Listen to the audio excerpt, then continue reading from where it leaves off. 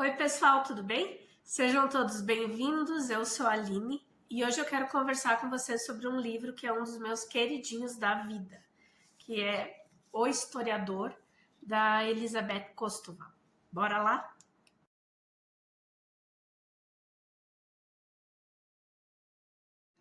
Esse livro ele foi publicado no Brasil pela primeira vez, se não me engano, foi em 2005.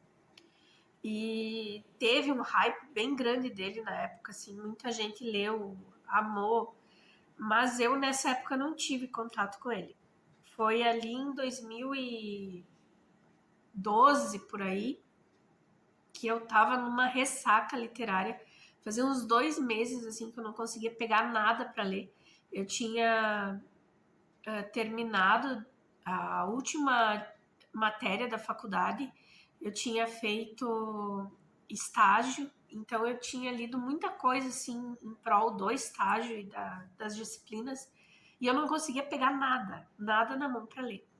Aí um dia conversando com a Gisele, que foi minha professora na graduação, que é uma pessoa maravilhosa, assim, de professora ela virou amiga, e ela até. Eu nunca tive como participar de clube, de grupo assim na faculdade, grupo de estudo e de pesquisa, porque eu trabalhava o dia inteiro e eu fazia faculdade à noite.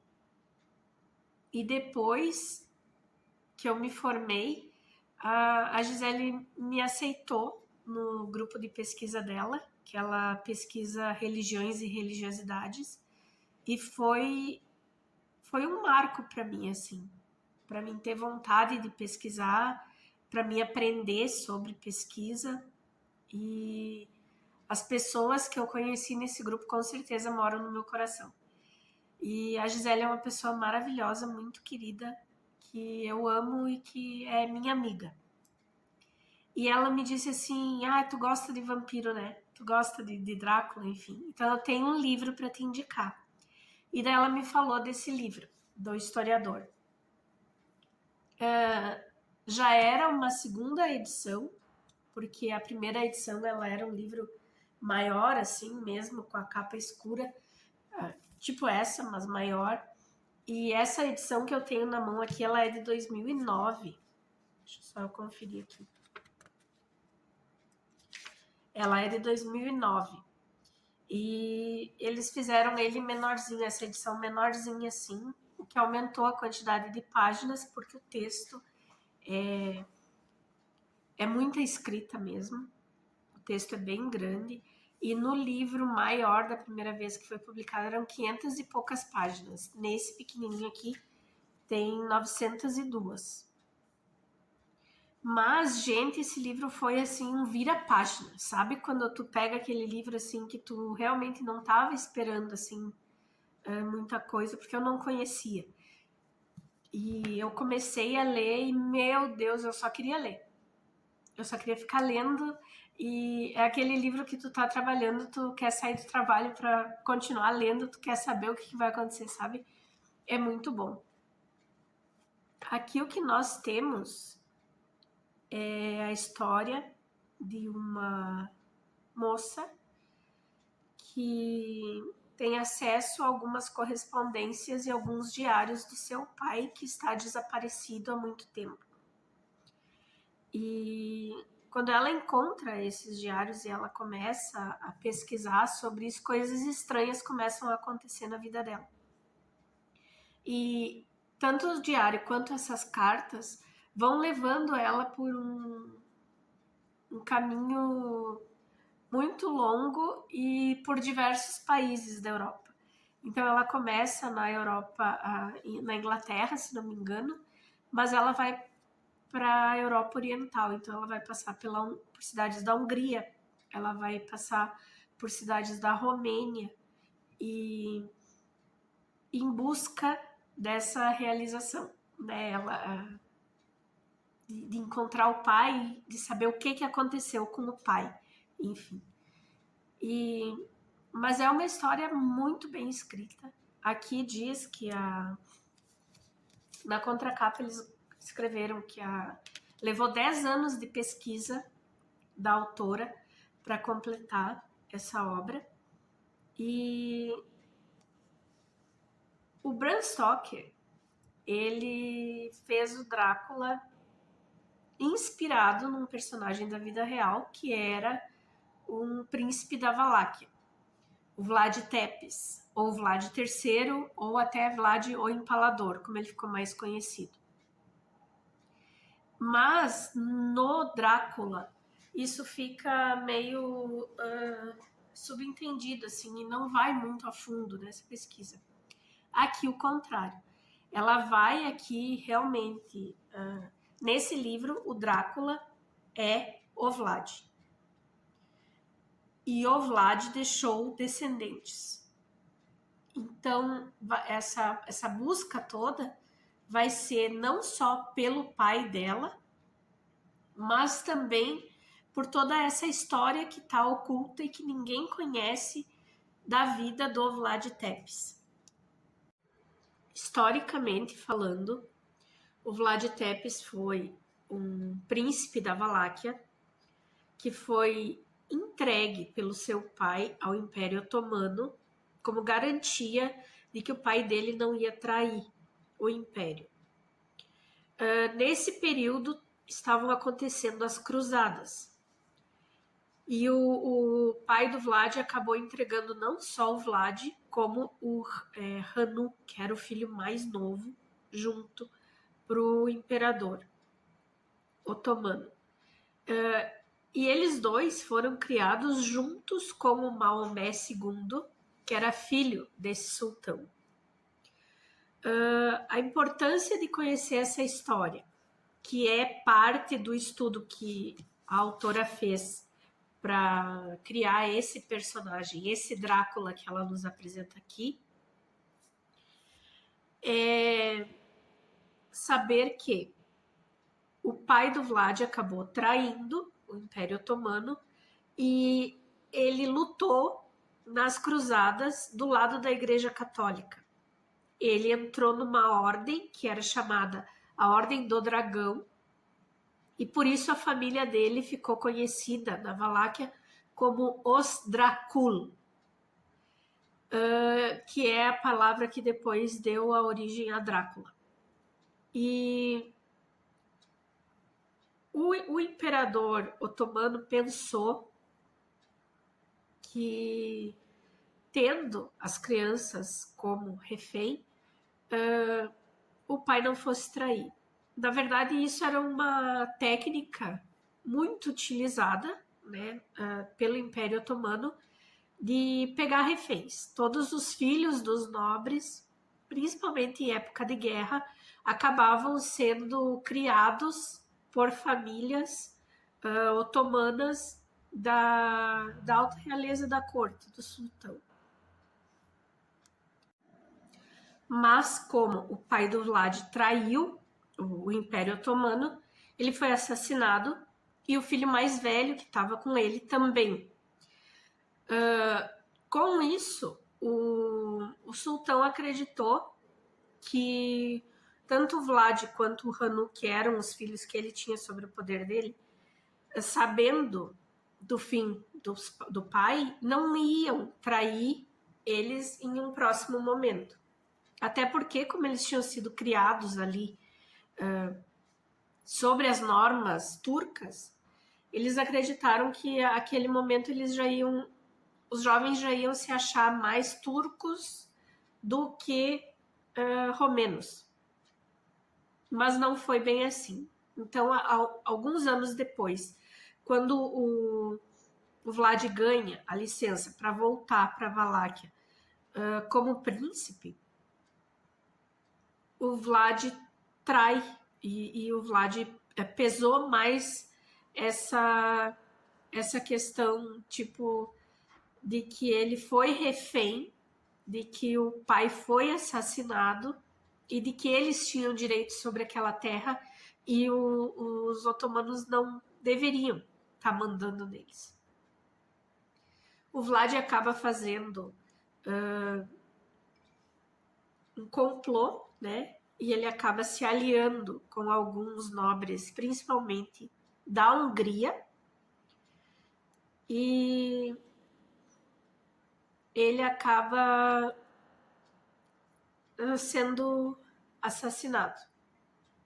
Para quem quer saber mais sobre a história do Vlad, se interessa, eu super recomendo esse livro aqui, tá? Que é Nobreza de Sangue. Aqui vai ter a história do Vlad Tepes e da Elizabeth Bathory. Vale super a pena porque é fininho assim, é um resumo, mas dá conta da gente entender todo o contexto, tá?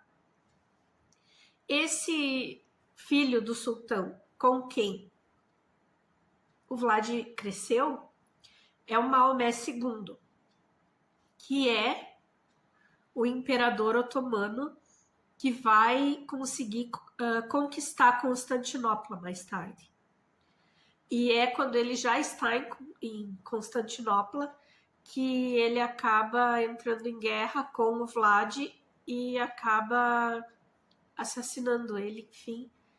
E historicamente ele tem a cabeça exibida na muralha da cidade para servir de exemplo. O Vlad ele aprendeu todo tipo de tortura, toda a parte da guerrilha, sabe? Todas as formas de tentar deter o inimigo durante uma guerra com o Império Otomano, inclusive a empalar as pessoas, que isso era típico do Império. Só que ele acabou trazendo isso até contra os próprios o povo dele na Valáquia. Então, se acontecia assim, o que ele julgasse ser uma traição, ou se alguém falasse mal dele, alguma coisa, ele empalava. E existem relatos assim terríveis de algumas coisas que ele fez nesse período. Eu tô contando tudo isso por quê? Porque tudo isso faz parte da pesquisa que a Elizabeth Kostova fez para essa obra, tá? E só que aqui ela vai nos trazer, ela vai misturar a história real do Vlad Tepes com a criação, o Drácula do Bram Stoker. Então aqui a gente vai ter essa questão do sobrenatural, que o Vlad teria morrido, como conta a história e tal, mas que nunca ninguém achou o corpo dele. E a história do sumiço do pai dela, da personagem, está relacionado com isso, com essa procura pela cripta, pelo local de descanso, digamos assim, dos restos mortais do Drácula. E aqui ela vai nos levar, então, ela vai seguindo pistas e a gente vai passar por diversos países da Europa. A gente começa na Inglaterra, se não me engano, e cada pista que ela vai achando vai levando ela para outros lugares da Europa, principalmente na parte oriental. Ela vai na Hungria, ela vai ir na Romênia, ela vai passar por diversas cidades desses países, assim como Budapeste, Istambul, e ela vai sempre achando uma pista nova. O que chama muita atenção aqui, assim, que eu gostei demais, foi a descrição, porque como ela tá atrás, ela tá numa investigação sobre o paradeiro de alguém, e o pai dela era um historiador, ela vai entrar em diversas universidades, ela vai entrar em diversas catedrais, ela vai entrar em diversas bibliotecas, e toda essa pesquisa que ela fez acaba sendo muito bem descrita aqui durante essa obra, sabe? Então, assim, ela meio que vira um roteiro. Vamos supor, ela descreve locais qualquer pessoa que estiver viajando na Hungria ou que estiver viajando na Romênia pode ir, sabe? E, nossa, e fantasticamente descritos, assim. Ela fala sobre a cultura desses países, ela descreve o dia a dia das pessoas, assim, conforme o lugar onde ela tá. É incrível. Realmente, assim, foram 10 anos de estudo, mas muito bem aplicados, sabe? Eu sei que tem gente que não gostou do final em si, do motivo, enfim. Mas, gente, eu acho assim, é gosto, né? Cada um tem o seu. Eu gostei, tá? Eu acho que a obra é maravilhosa. Eu quero até ler o comecinho dela aqui para vocês, porque ele instiga demais. Na capa já tá assim: a você, leitor sagaz, confio a minha história, porque o mal nunca termina. E assim, a descrição dela depois, sabe, dessa busca que ela não sabe o que que é, e tudo que começa a acontecer, assim, sobrenatural mesmo, e encontros que ela tem com criaturas, e enfim, é mega interessante. E já no começo, aqui a gente tem um mapa da Europa da Guerra Fria, para a gente se localizar nos países por onde ela vai passando, até porque nas cartas que ela acha tem a descrição do pai dela, dos países onde ele foi em alguns períodos. É super interessante. Ó, nota ao leitor. Nunca tive a intenção de passar para o papel a história que se segue. Recentemente, contudo, uma espécie de choque forçou-me a relembrar os episódios mais perturbadores da minha vida e das vidas das pessoas a quem mais amei. Esta é a história de como, quando eu tinha 16 anos, saí em busca de meu pai e de seu passado, e de como ele próprio saiu em busca de seu amado mentor e da história desse mentor, e de como nós todos nos encontramos trilhando algum dos caminhos mais sombrios da história. É o relato de quem sobreviveu a essa busca e de quem não sobreviveu e por quê. Como historiadora que sou, aprendi que, na realidade, nem todos os que voltam para a história do passado conseguem sobreviver. E não é só se voltar para trás que nos põe em perigo. Às vezes, a própria história estende inexoravelmente para a frente a sua garra tenebrosa e tenta nos alcançar. Gente, assim, eu amei, tá? Eu super indico, é uma leitura muito boa, como eu já falei, é um vira-páginas, assim, tu quer terminar de ler, tu quer saber o que tá acontecendo, até onde que aquilo vai chegar. Tem suspense, tem terror, tem investigação, é um livro muito completo, sabe? E eu adoraria que vocês dessem uma chance, porque é um queridinho que mora no meu coração.